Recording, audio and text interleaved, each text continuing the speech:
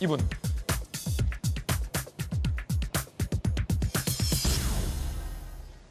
문재인 정부 때 이용구 전 법무차관의 내정과 임명 당시도 논란이었고 그 과정에서 가장 크게 더 논란이 됐던 건 음주 폭행 사건입니다. 그런데 그때 당시 경찰 고위 간부가 특가법 적용이 안 된다라고 공개적인 발언을 기자들에게 해서 경찰 차원에서 정권 차원에서 비호하는 것 아니냐라는 논란까지 세게 임박했었습니다. 그 사건에 대해서 1심의 유죄가 나왔습니다. 2020년 11월 만취 상태 택시기사 폭행, 합의금 1,000만 원 건넨 후 블랙박스 삭제 및 허위 진술 요청 혐의. 사건 발생 직후 내사 종결했었어요. 같은 해 차관 임명 뒤 봐주기 수사 논란에 재수사가 들어가서 그때 당시 많은 조간신문 표현에 따르면 억지로 반강제적으로 경찰이 재수사했다라는 얘기도 나왔습니다. 사건 발생 314일, 재수사 착수 8개월 만에 기소됐어요. 굉장히 늦장 기소가 된 거죠. 어제 1심 징역 6개월, 집행유예 2년이 선고됐습니다. 증거인멸 교사, 범행 더 중요해졌고 죄질 더 불량하다라고도 1심은 유죄를 선고했습니다.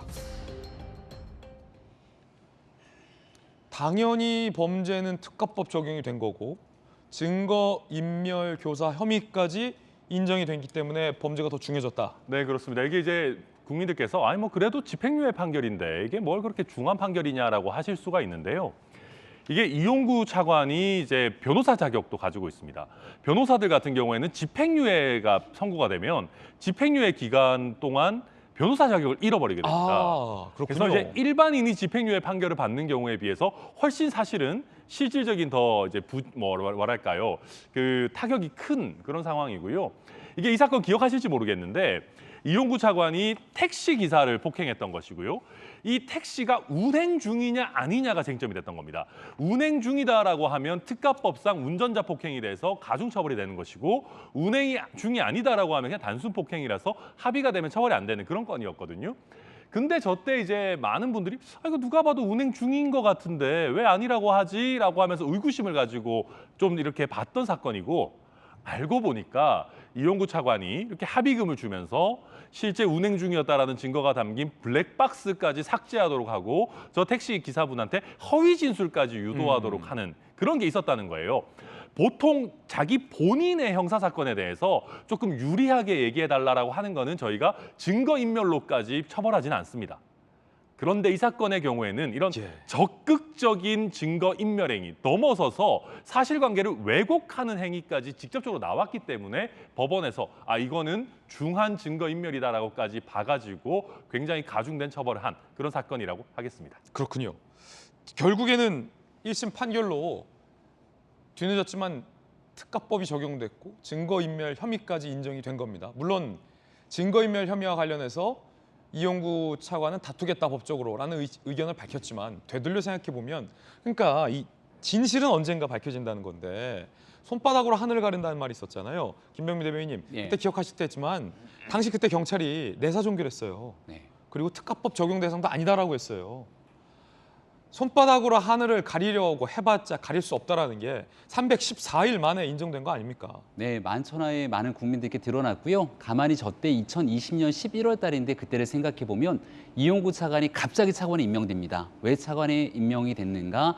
당시 윤석열 검찰총장 쫓아내라고 징계위원회 하라고 하니까 그 당시 법무부 차관이 자리를 그만뒀고 그 그만둔 자리에 빨리 누군가가 임명이 돼서 이 절차를 진행할 수밖에 없었던 사건이거든요. 근데 가만 생각해 보면 본인은 저렇게 엄청난 일이 있는데 그 사람이 법무부 차관으로 와갖고 M1 윤석열 검찰총장을 징계하는 징계의 주체가 되는 겁니다. 그렇죠. 징계를 받아야 될 사람은 윤석열 검찰총장이 아니라 이용구 당시 법무부 차관이었던 거잖아요. 그럼 그 당시 나왔던 얘기는 이용구 법무부 차관을 임명하는 과정에 인사검증 제대로 했던 거야? 이런 내용 진짜 몰랐던 거야? 봐주기 수사 얘기하는데 경찰은 제대로 수사했던 거니?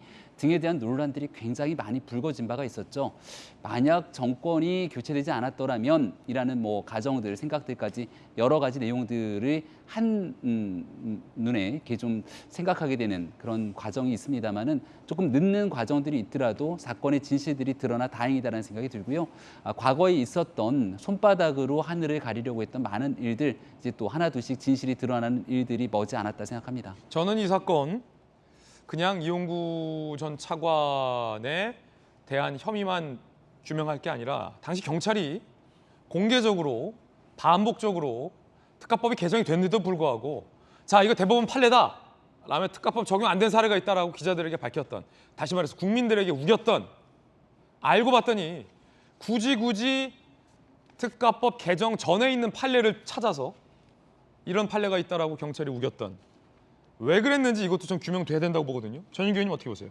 저도 동의합니다. 그 부분에 대해서는 명확하게 밝혀져야 될 것 같습니다. 사실 이런 뭐 수사나 징계 같은 경우에는 서로의 주장이 난무하는 경우가 많습니다. 아마 그 주장 중에서도 뭐 특가법 적용이 안 된다라는 주장이 있었던 것 같은데, 만약에 그런 부분이 있다면 이것은 밝혀내야 되는 것이고, 사실 뭐 잘못한 것을 징계하고 그다음에 법원에서 판결을 내린 거에 대해서는 저는 뭐 두둔하거나 이럴 생각 전혀 없습니다. 잘못한 거는 잘못한 것이고요. 그에 대한 법에 대한 판단은 받아봐야 된다라고 저는 생각을 하고요. 사실 추가적으로 말씀을 드리면 여기에서 저는 이 사건을 가지고 너무 정치적으로 해석을 하진 않았으면 좋겠다는 생각을 가지고 있습니다. 왜냐하면 윤석열 대통령의 징계, 그때 윤석열 검찰총장의 징계가 올바른 징계였다라고 나온 법원 판단도 있지 않습니까? 그러니까 그 윤석열 대통령과의 관계 때문에 이용구 차관의 이 범죄 행위가 마치 정치적으로 뭐 물타기 되거나 정치적으로 흘러가게 되면 오히려 국민들이 보고 싶어하는 것을 못 볼 수가 있기 때문에 잘못한 것은 잘못한 거대로 봐야 되고 이것을 굳이 정치적으로 해석할 필요는 없을 것 같다, 이런 말씀드리고 싶습니다. 자, 물론 법원에서 동시에 그때 이 사건을 내사 종결 했던 그 담당 경찰관에게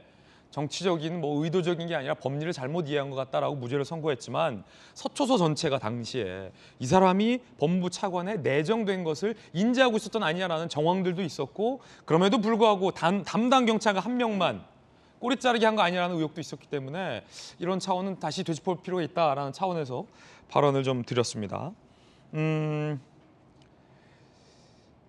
이용구 전 차관 선고 결과 나온 후의 입장 들어보시죠. 선고 결과에 대해서 한 말씀 부탁드리겠습니다. 네, 변호사님들하고 상의하겠습니다. 항소하실 건가요? 변호사님들하고 상의하겠습니다. 선고 결과에 대해서 한 말씀만 부탁드립니다. 네, 변호사님들하고 상의해서 대응하겠습니다. 다른 피고인에 대해서 하실 말씀 없으십니까? 피고인 무죄 나온 것은 정말 다행입니다. 축하드립니다.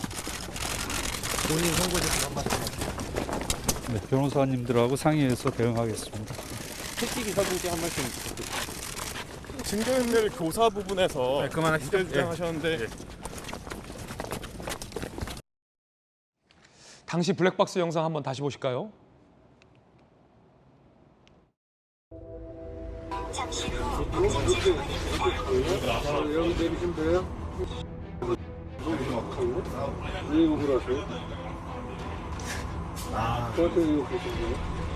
유치원 그거 다 찍혀 이거? 다 찍혀 이거? 김영주 의원님, 네. 되짚어보고 생각해 보면 당시 윤석열 총장을 징계하기 위해서는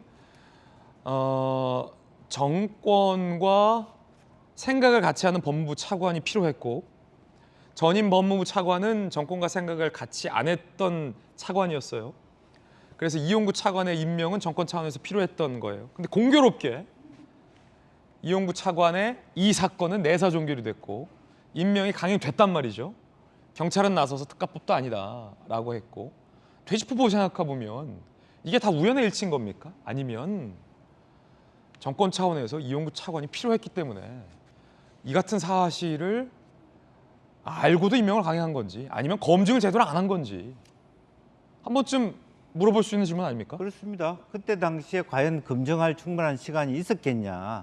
매우 어렵다라고 생각하고, 또 그 이전에 그와 같은 그 추미애 장관 시절의 그런 방식, 어쨌든 그 검찰총장을 징계하겠다는 강한 의지 자체가 이를 이렇게까지 만들어 놓은 거 아닌가. 앞뒤가 바뀐 그런 처사다, 그런 생각이 들고요. 예.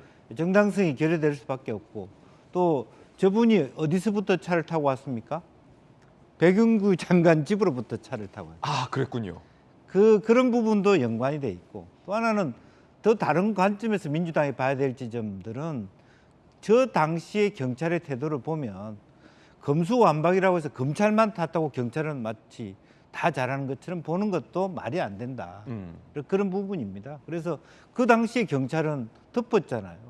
공정한 수사를 안 했잖아요. 예. 그런 데 대해서 자유롭지 못하다라는 것이고 뒤늦게라도 어쨌든 국민들 눈높이에 맞는 뭐 눈높이를 떠나서 제대로 된 판결이 나기를 바라고 또 끝까지 가봐야 되는 부분이니까 그런 면에서 어떤 정권이든 간에 그 정권이 정말 초심을 잃어가서 무리수를 두고 어떤 뭐 검수완박이라는 목표를 가지고 무리하게 두는 과정에서 검찰총장 쫓아내고 또 저런 상황 속에서 저런 분을 차관에 임명하고 그런 것 자체가 굉장히 그 결과가 무엇입니까? 정권을 잃는 거라고.